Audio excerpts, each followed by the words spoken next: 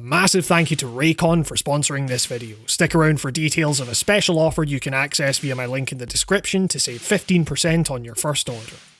Last year's Resident Evil 2 remake, for many, was akin to a rebirth of survival horror. The genre its original arguably played a large part in formalising, and whose waters would be muddied down the line by more action-oriented entries in the same series.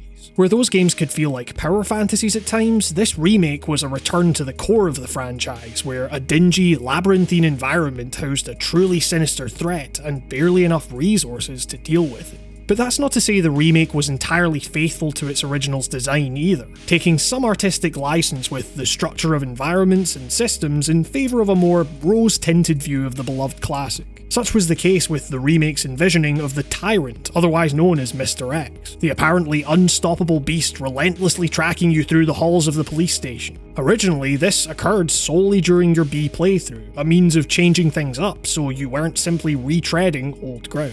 Here, seemingly to balance out the remake's many new quality of life features such as full movement control and the lack of a finite resource to save your game, at least on normal difficulty, the designers thought it necessary to shock players with the Tyrant slap bang in the middle of their first go-around. Certain sections of the station in which you thought you were safe now provided no such comfort. Just when you thought you were getting a lay of the land, Mr. X strolls in to remind you just how powerless you really are. It was fantastic, while upon closer inspection you begin to realise that Mr. X's bark is far bigger than his reliably telegraphed and easily dodged bite. The fact he became such a key part of the remake's identity is testament to how well designed the rest of that game actually is. That the introduction of something so relatively simple could so change up a player's experience with a game and get under their skin this effectively. But for me, perhaps more panic-inducing than even those footsteps etched into my brain was the persistent thought of, just what does this mean for Nemesis?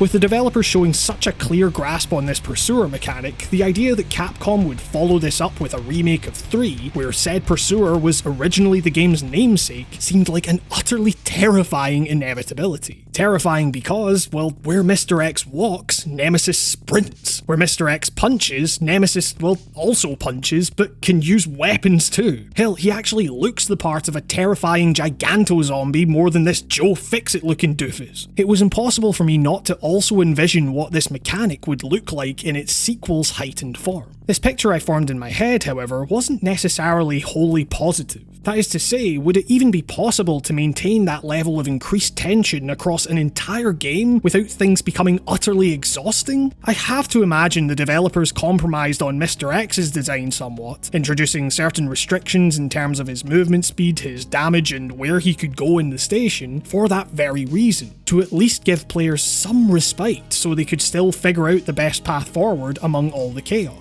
How would that work with an enemy specifically designed to allow the player no room to breathe, especially given that 3 was already a more action-focused game to begin with? The answer? A different kind of compromise, I guess. Nemesis plays a pretty major role throughout the entirety of this remake's runtime, and indeed, on the surface anyway, he is more of a threat than Mr. X was. It's just that you're experiencing all of this on a hugely condensed timescale, given that the game is about a third the length of its predecessor, and further, those points at which he is more threatening, where he lives up to the precedent set by his original, are condensed still, as he grows and grows and grows, and yet simultaneously becomes easier and easier to deal with. It's for these reasons, among others, that reception of the remake has been mixed, to say the least, but I still think that the ways in which these changes are implemented between games are worth examining, because like Mr. X before him, sometimes it's less about the system itself and more about its impact on the game's wider design. I do think there are instances in which Nemesis really works, to the point that if you were simply to play the early portions of the game, you might not even pick up on any of that compromise I hinted at previously. When he's unarmed, Nemesis is exactly the amplified Mr. X you would expect.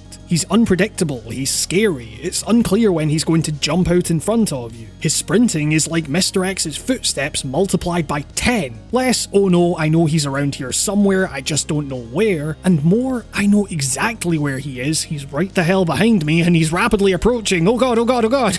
You have no idea how many times he's going to punch you, and while getting locked in a cycle of repeated smacks that you can't evade is certainly frustrating in a way that Mr. X's one and done approach wasn't, at the very least it puts that panicked thought in your head. Will I be able to escape this? Is this the time he gets me? You just don't know, and that's what's scary about it. But here's where things also get a little more complicated. Nemesis appearances in this more traditional form are relegated to the first half of the game and follow a very calculated escalation. He's unarmed, then he gets the flamethrower, then he tops it all off with a goddamn rocket launcher. In theory, these moments in which he magically bolsters his arsenal should act as a neat way of increasing the tension of the situation, unsettling the player, albeit in a fairly frenetic manner. Oh god, you might say, I thought he was threatening enough, but now he's got weapons? Whatever will he come up with next? Where could this possibly end? In practice, however, these weapon sections kind of do the opposite. With his flamethrower, you run along a prescribed path as fire slowly fills up the room behind you. With his rocket launcher, he largely stands still, fires missiles that seem to do very little damage, and gives you a really convenient marker that wasn't present in the original. Even the game's inconsistent dodge mechanic can handily evade it. He'll even do you the courtesy of blowing up the normal zombies blocking your escape route. What do you know, maybe he's not so hostile after all. In all seriousness, moments like this turn into little more than quicktime events, separate even from the literal quicktime events the game attaches to him later in your playthrough as you press the right button at the right time to progress without damage. The moments that are supposed to heighten your fear of this unstoppable monster become as predictable as a typical action sequence in any other game.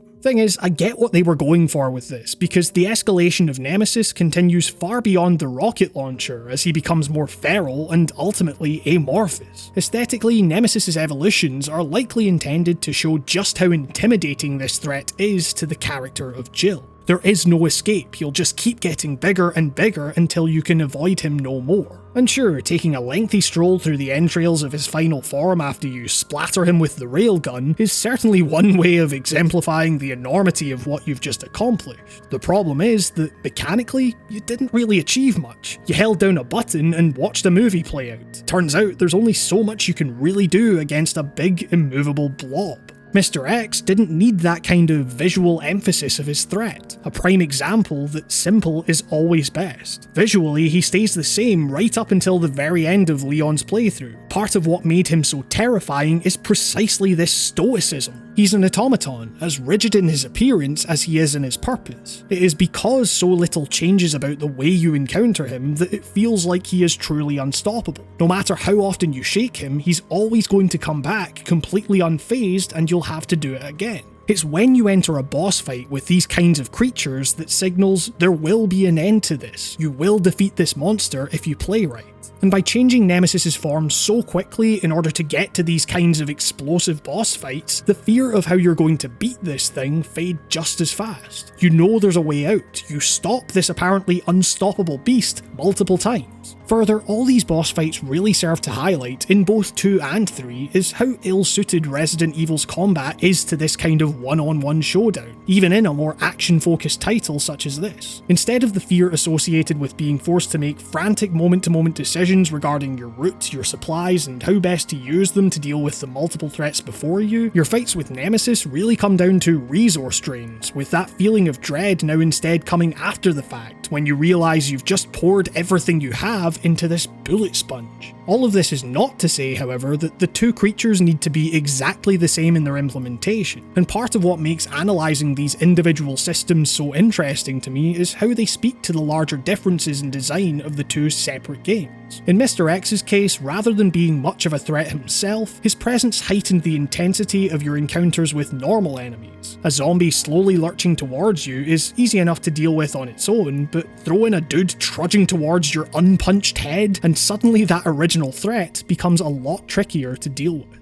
Whereas before you could take the time to carefully unload a few bullets into a zombie's cranium if you wanted, you now have to more seriously consider the implications of shooting an enemy's limbs to quickly stagger them before running past. And don't even get me started on the few times you'll encounter Mr. X and the Lickers at the same time. One enemy that requires you to move very slowly, and one that demands you run as fast as you can. With Nemesis, on the other hand, things are, by design, a little bit different. One of the ways in which the game makes clear its more overt action focus is in the sheer amount of zombies you'll come across at any given moment. Frequently, the narrow corridors you'll be forced to navigate will be swarmed with multiple enemies at once. Combine all of that with a relative abundance of ammo placed along your comparatively more linear route, and the strategy seems clear. Just try and blast your way through as quickly as possible, and if all else fails, you can always try dodging. Where Mr. X forced you to quickly sort through a range of potential decisions at your disposal, it seems like Nemesis narrows that scope somewhat. It's just that, as Nemesis is more of a threat in and of himself, you're also forced to decide